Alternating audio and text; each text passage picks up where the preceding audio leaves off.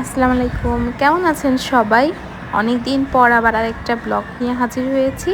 আমি একটু নিচে গিয়েছিলাম, আমাদের বাসার নিচে। দেখেন কত সুন্দর সুন্দর গাছ লাগিয়েছে, মনে হচ্ছে যে বাঁশের পাতা।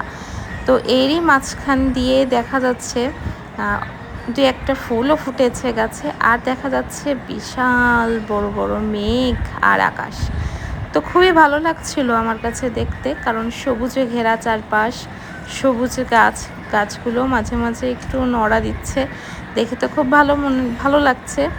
আর আমরা কিন্তু সবাই জানি গাছের পাতাগুলো কিন্তু আল্লাহর হুকুম ছাড়া একটু ফুটাও নড়বে না, আল্লাহর হুকুম ছাড়া গাছের পাতাও নড়ে না। তেমন আমাদের জীবনটা এরকম, আমাদের জীবনে কখনো হাসি, কান্না, সুখ সবসময় একই রকম থাকে না। তিনটা জিনিস নিয়েই আমাদের জীবন। তো এই আর কি। তো এটা হচ্ছে প্লেগ্রাউন্ড, আর এই যে আমি ওই বিল্ডিংটাতে থাকি, এখানে 3টা বিল্ডিং আছে, আর এটা হচ্ছে প্লেগ্রাউন্ড। খুবই ভালো পরিবেশ। তো বাসায় চলে এসেছি। দেখেন আকাশটা কত সুন্দর লাগছে, সন্ধ্যাবেলা তো আকাশটা এক এক সময় এক এক রকমের ভিউ দেখা দেয়, এত ভালো লাগে, অসম্ভব ভালো লাগে এই পরিবেশটা দেখতে। তো চলুন কিছু ঠান্ডা ঠান্ডা খাওয়া যাক। তো এই তো একটু নিয়ে বসেছি তরমুজ আর স্ট্রবেরি।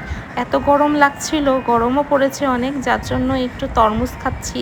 বেশ ভালোই লাগছে। এটা তো হলুদ তরমুজ, আমার কাছে ভালো লাগে। এখন সন্ধেবেলা যেহেতু মেয়েকে একটু পড়াইতে হবে, তো ওকে একটু পড়াচ্ছিলাম এই আর কি। তো ওকে একটু পড়াই, যেহেতু সন্ধ্যা হয়ে গিয়েছে, ঘন্টাখানিক ওকে একটু পড়াবো। তো সবাই ভালো থাকবেন, সুস্থ থাকবেন।